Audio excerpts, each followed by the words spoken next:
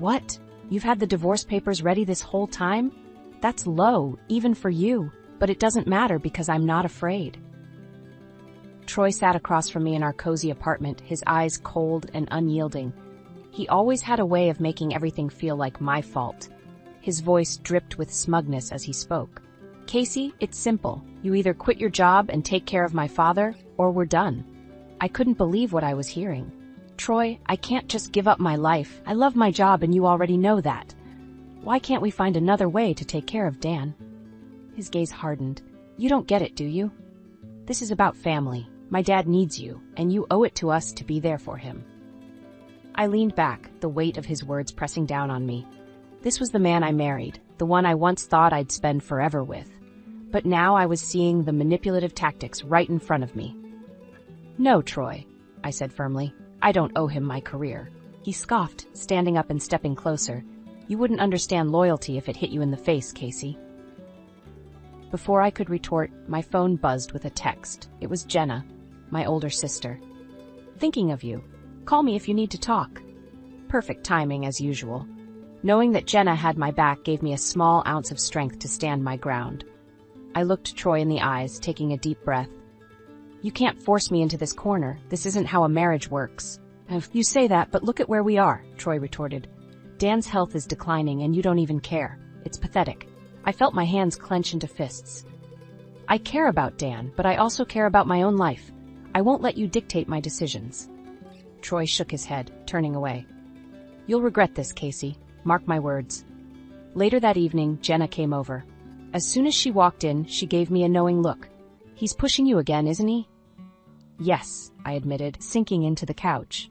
This time, it's about quitting my job. He wants me to take care of Dan full-time. Jenna sat down next to me, her hand on my shoulder.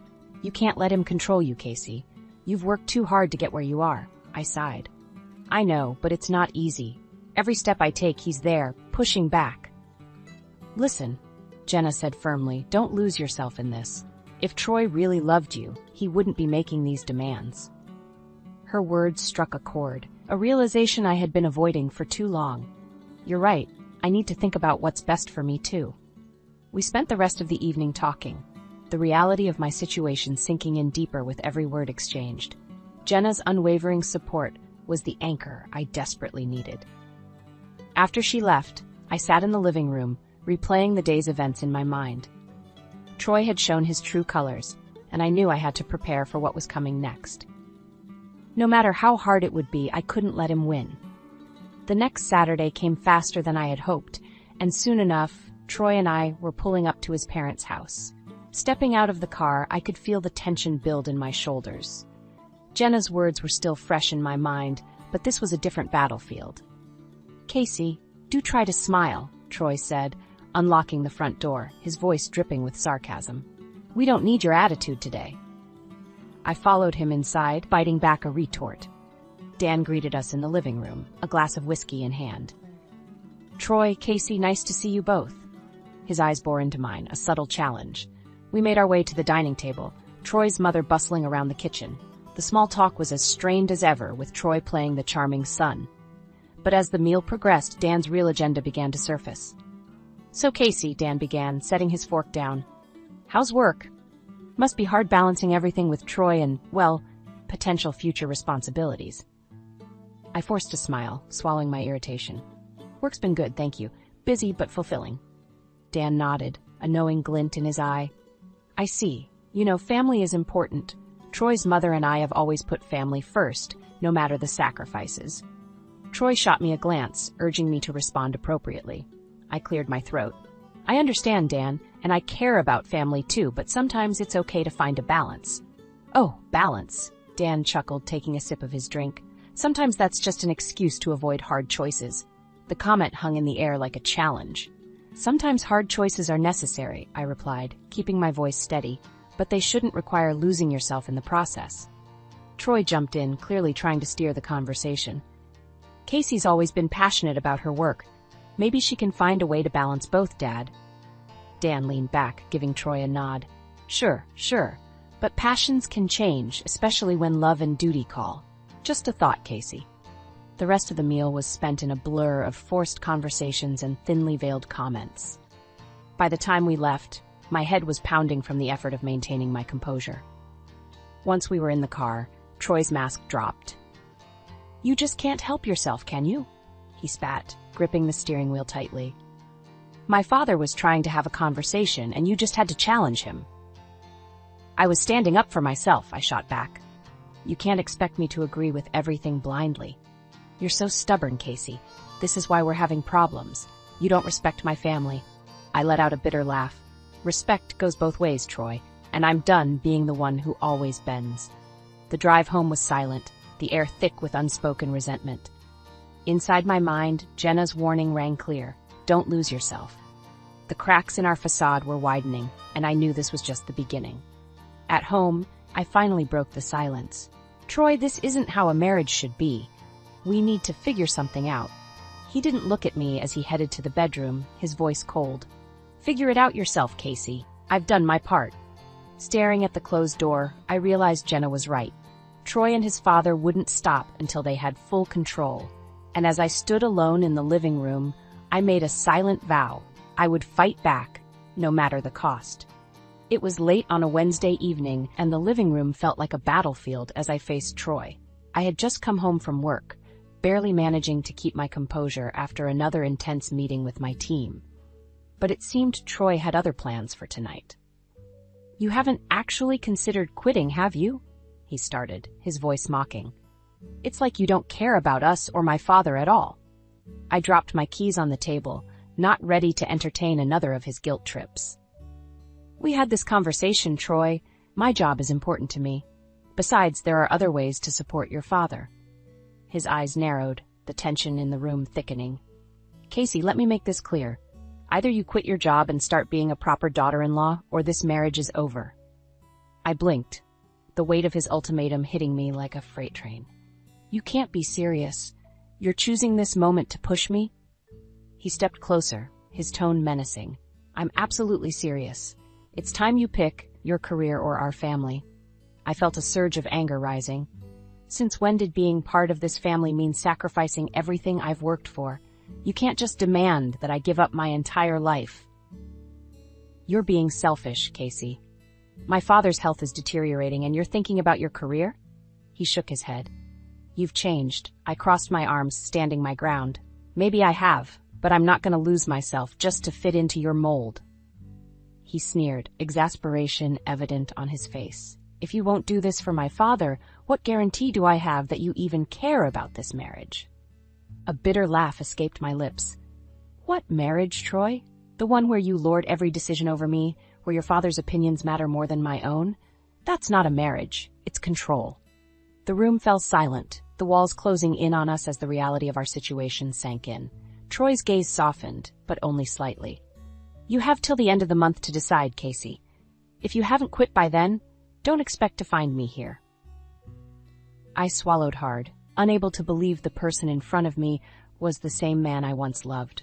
He stormed off, slamming the bedroom door behind him, leaving me standing alone in the fallout. Later, I called Jenna, my fingers trembling as I dialed. She picked up quickly.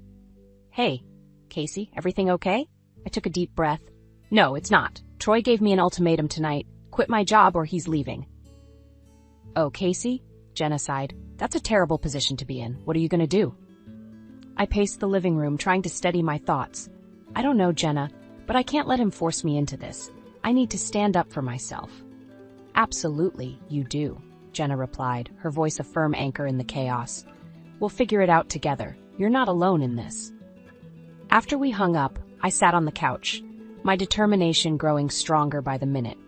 The next steps wouldn't be easy, but with Jenna by my side, I knew I'd find a way to reclaim my life. The lines had been drawn, and the battle was just beginning. The following weeks felt like a balancing act on a thin wire. I buried myself in work during the daytime, finding solace in my projects and the camaraderie of my colleagues. But the nights were a different story. Troy's silent treatment was a continuous reminder of the storm brewing overhead. One evening, after sending off a final project email, I made my way home, feeling a knot in my stomach. Stepping through the door, I could hear Troy on the phone in the next room. He was laughing, a sound that felt foreign in our current reality. "Yeah, it should be finalized soon. Once it is, everything will be set. Troy's voice carried a confidence I hadn't heard in a while. My curiosity piqued, and I edged closer to the door, trying to pick up more. "Don't worry, Dad," Troy continued. "Once Casey is out of the picture, we'll have complete control over the finances and everything else. She won't know what hit her." My breath caught in my throat. What was he talking about?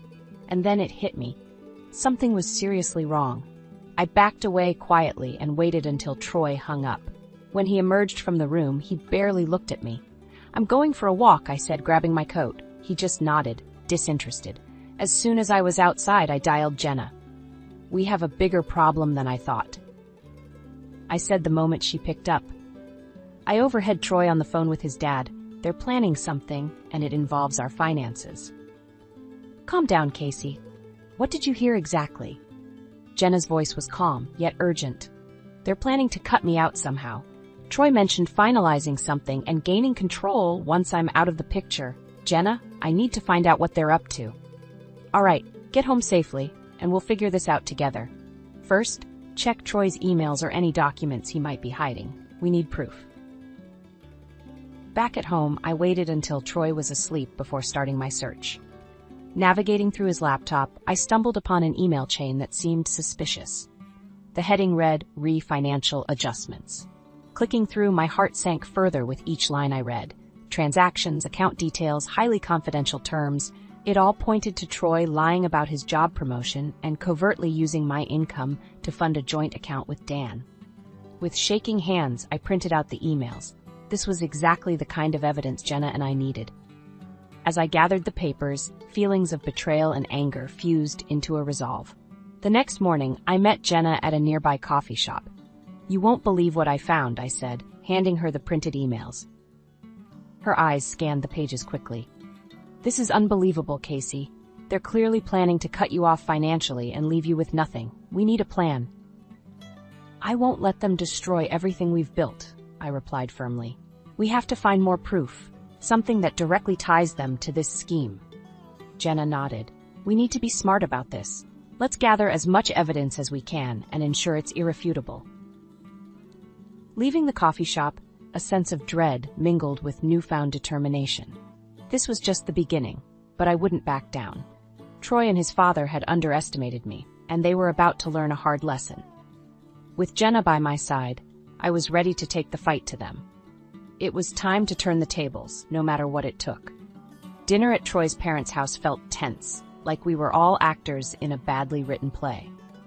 Dan sat at the head of the table, a smug look on his face, while Troy played the dutiful son. I felt like I was being scrutinized from all angles. As expected, Dan started with the subtle digs. "So Casey, how's the job going? Must be quite demanding with everything else on your plate." I smiled politely, feeling the dagger in his words. "It's busy but rewarding, thank you for asking." Troy chimed in, his voice sickeningly sweet. "You know, Casey's been considering some changes, maybe spending more time with us, right, dear?" I forced myself to keep calm.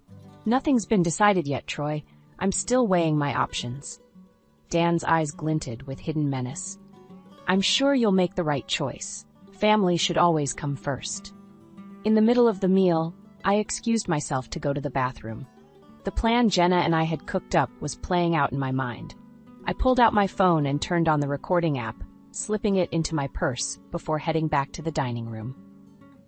My heart pounded with anticipation. When I sat back down, Dan leaned towards Troy, his voice dropping just low enough to think I wouldn't hear. "She's too stubborn, Troy. We need to tighten the reins, remind her who's in control." Troy nodded, his face a mask of concern. "I know, Dad, I'll handle it. She'll fall in line, just like always. We'll make sure of it." My stomach churned, but I forced myself to keep a neutral expression. Jenna was right. We needed more than just suspicion. We needed undeniable proof. As dinner wrapped up, Dan placed a heavy hand on my shoulder. "Remember, Casey, we're all family here. Sometimes sacrifices need to be made for the greater good." I managed a tight smile, the weight of his touch disgusting me. "Of course, Dan, I understand." Once we were in the car driving home, Troy's false kindness disappeared. "You didn't have to be so cold tonight," he snapped. My father was trying to be nice. I didn't trust myself to respond without revealing my plan, so I stared out the window, keeping my silence. When we got home, Troy went straight to bed, leaving me alone to review the recording. In the quiet of the living room, I plugged my phone into my laptop and played back the recording. Hearing Dan's manipulation and Troy's compliance felt like a knife turning in my gut. The next day I met Jenna again. Dana and Troy practically laid out their plans over dinner, I said, playing her the recording on my phone. Jenna's eyes widened as she listened. This is it, Casey. This is the proof we need. Now we have to act smart. We can't let them find out that we know. I nodded. We need to build a strong case, something they can't weasel out of. Exactly, Jenna agreed. Now's the time to gather everything and be meticulous. We only get one shot at this. Walking out of the coffee shop, I felt a grim sense of satisfaction. The tides were turning. For every lie and manipulation, Troy and Dan would pay. And as I gripped my purse tighter, I knew that I had just taken the first big step in reclaiming my life. There would be more battles ahead, but I was ready. The game had changed, and now I held the cards. A few evenings later, I sat in the living room, waiting for Troy to come home. The envelope containing the truth lay on the coffee table in front of me, daring me to turn this moment into a confrontation. The recording device in my purse was my secret weapon. The door creaked open, and Troy walked in, noticeably weary. Casey, he greeted, a forced warmth in his voice.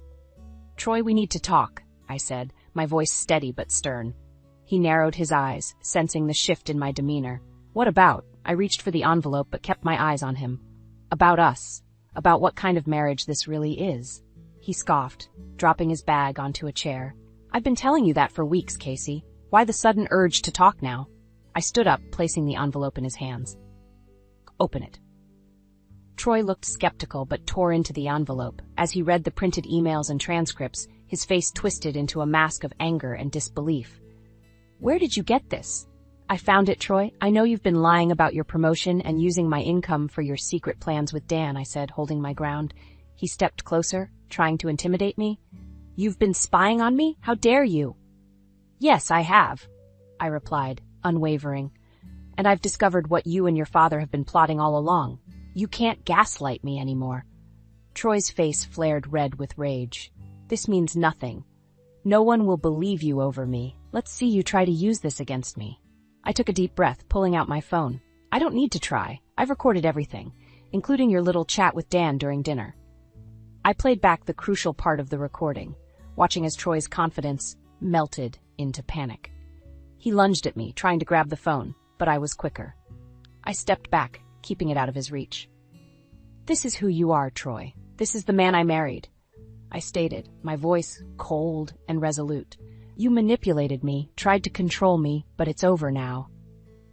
He was breathing heavily, struggling to regain control. You think you're so smart, Casey. Doing this won't end well for you.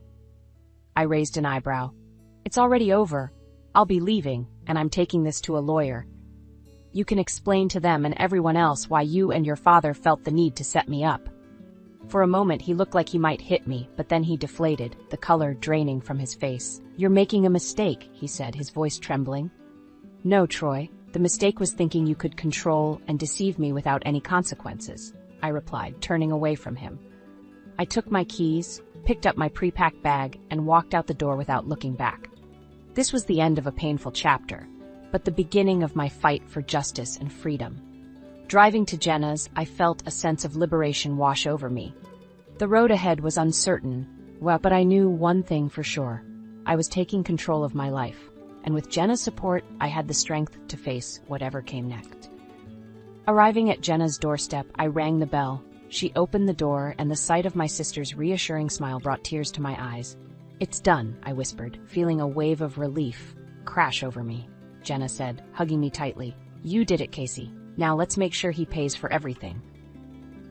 As we walked inside, I realized I was no longer alone in this fight. With the truth on my side and Jenna by my side, I was ready to face whatever came next.